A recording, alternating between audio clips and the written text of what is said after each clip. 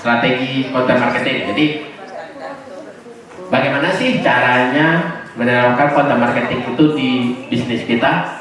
Yang pertama itu ya kembali pelanggan. Siapa sih pelanggan kita? Gitu. Dan itu harus clear, harus benar-benar nggak udah nggak berubah lagi lah gitu. Bisa jadi jangan nanti bulan sekarang ini deh, bulan depan nggak berubah lagi gitu. Nanti itu kontennya berubah gitu. Nah, usahakan dalam setahun itu clear ya, walaupun ya bisa jadi si target pelanggan ini bisa jadi dalam jangka panjang itu bisa berubah, bisa jadi berdasarkan nanti ya data yang kita terima. Makanya yang paling enak itu ya data pelanggan, itu udah valid sekali datanya. Di sini yang udah ngumpulin data pelanggan ada berapa orang?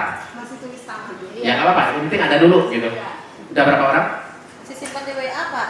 Nggak apa-apa, yang penting ada. Jadi ini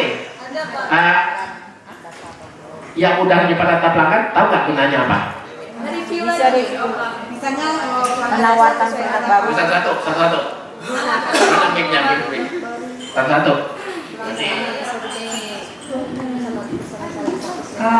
Kalau dari saya Pak, misalnya kan pelanggan itu rutin tuh belanja sama kita. Nanti seandainya kita punya produk baru yang pelanggan yang nggak tahu, nanti kita telepon lagi atau WA, Bu, kita ada produk baru, mau cobain nggak?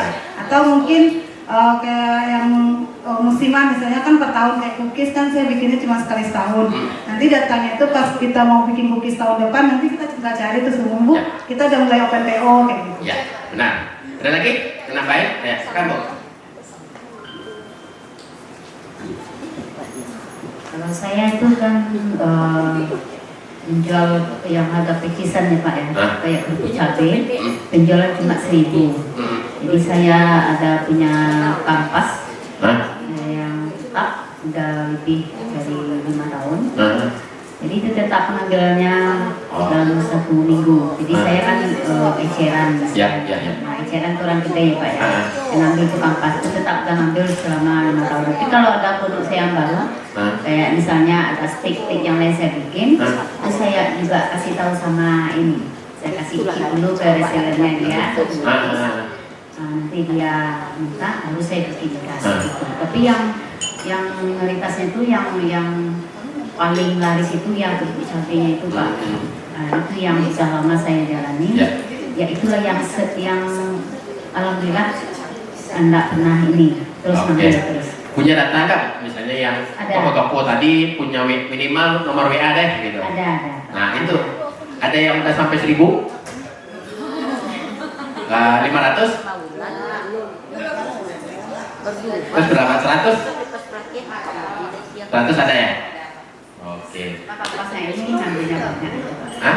Cuma kampasnya ini ngambilnya banyak, distributor juga ada ngambil banyak. Nah, ya kan yang kita kalau berarti ibu kan kalau ada toko ngambil berarti itu kan B2B ya. B2B itu ya minimal datanya ada, minimal WA-nya deh gitu.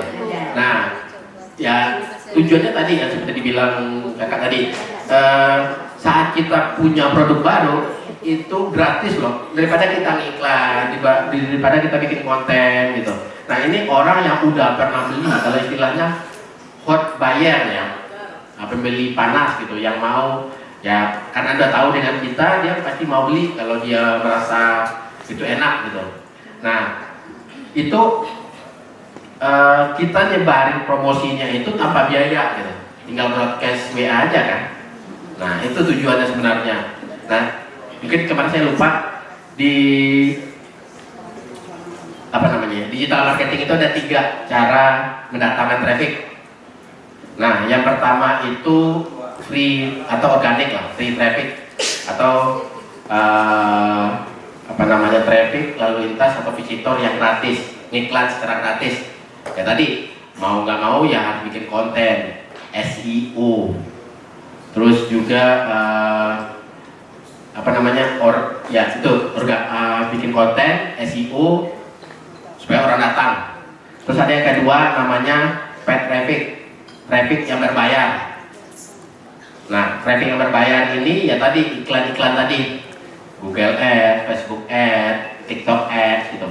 Karena karena kita nggak bisa organik, tidak bisa mendatangkan orang secara alami, ya mau nggak mau kita beli dong orang tadi, kayak si penyedia jasa tadi kayak Google, Facebook, dan TikTok tadi gitu.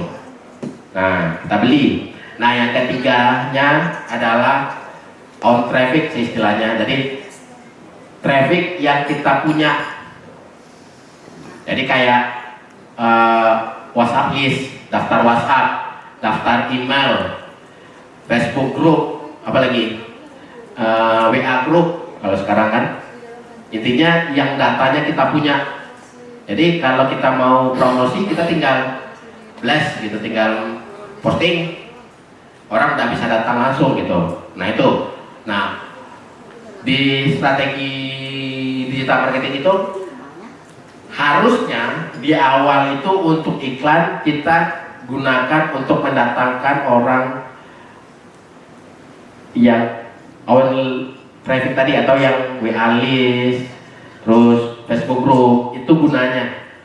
Jadi saat orang kita iklan, kita nggak habis apa ya, nggak hanya hilang aja gitu. Jadi ada pertinggalnya. Minimal orang nak masuk grup gitu.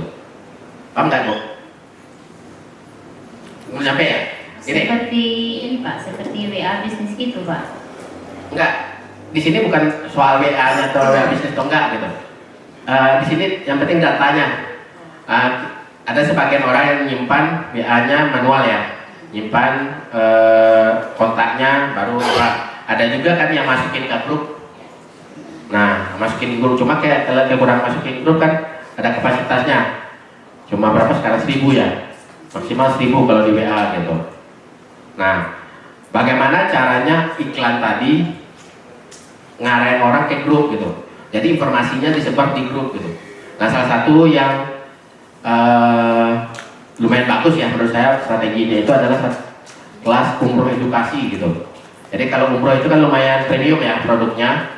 Nah dia untuk mendatangkan orang itu dimasukin grup dulu gitu.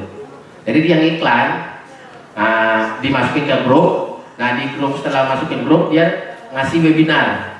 Jadi ada tahapannya. Jadi nggak bisa langsung jual iklannya umroh ini itu pasti boncos dia. Nggak akan untung lah. Jalan mungkin jalan tapi nggak akan untung gitu.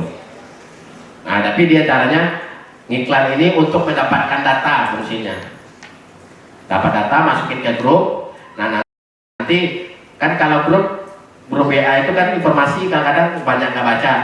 Nah dikasihlah webinar gratis, baru dijelasin di situ umroh tentang apa ini. Nah baru kalau enggak ya udah.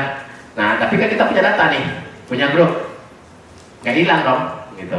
Nah kan kalau umroh kan orang nggak langsung beli kayak beli kacang goreng. Oh ya saya umroh gitu, nggak gitu kan. Dia harus mikir dulu, diskusi dulu gitu. Nah tapi datanya kita punya. Besok kita bikin webinar lagi, kita bisa undang lagi gitu. Nah kayak gitu. Jadi iklan tadi diarahkan untuk mendapatkan data. Itu sih kalau strategi iklannya. Yang kedua untuk konten tujuan. Jadi konten kita ini tujuannya buat apa? Yang pertama bisa jadi untuk apa namanya istilahnya, engagement ini kalau bahasa keterikatan ya, membangun hubungan lah, atau malah cuma sekedar brand awareness atau kesadaran merek, atau mungkin ada konten kita yang memang untuk konversi, untuk penjualan. Contohnya apa? Konten promo misalnya, promo tanggal kembar. Kan itu kita harapkan orang sales ya, pembelian atau penjualan gitu. Nah itu tentukan tujuannya konten kita untuk apa.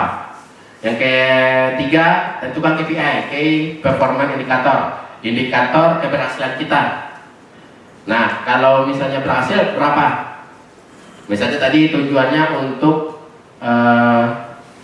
apa namanya, brand awareness atau kesadaran merek supaya orang banyak tahu. Berarti KPI kita adalah seberapa banyak orang melihat atau orang melihat iklan kita atau melihat konten kita. Itu untuk yang brand awareness. Kalau untuk engagement atau ketertarikan, nah seberapa banyak orang nge-like komen atau share gitu di konten kita. Nah kalau penjualan ya bisa, kalau tujuan kita penjualan ya berarti seberapa banyak orang beli dari konten tadi gitu. Nah itu, jadi setelah tujuan terus KPI, indikator key performance indikator performa atau indikator kinerja kunci lah istilahnya.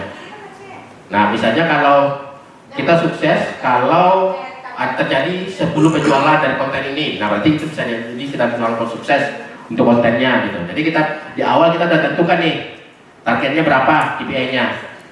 Terus baru yang keempat, pilih kanal distribusi konten.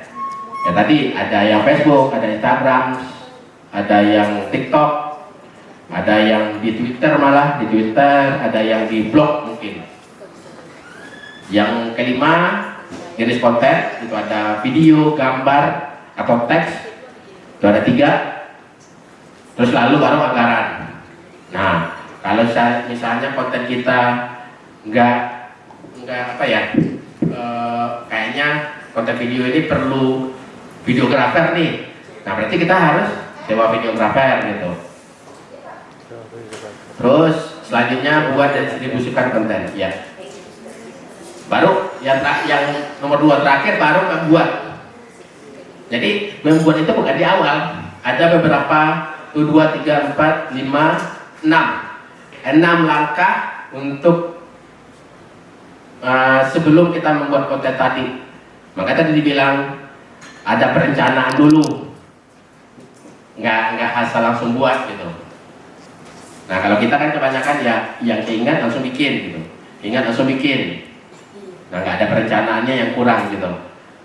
Nah malah ya udah bikin konten ini aja gitu. Kita nggak mikirin siapa target marketnya, siapa itu, enggak gitu.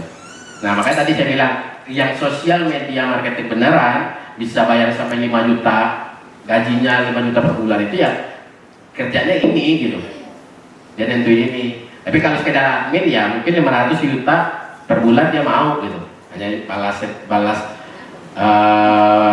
DM, balas komen. Baru terakhir analisis dan ukur hasil.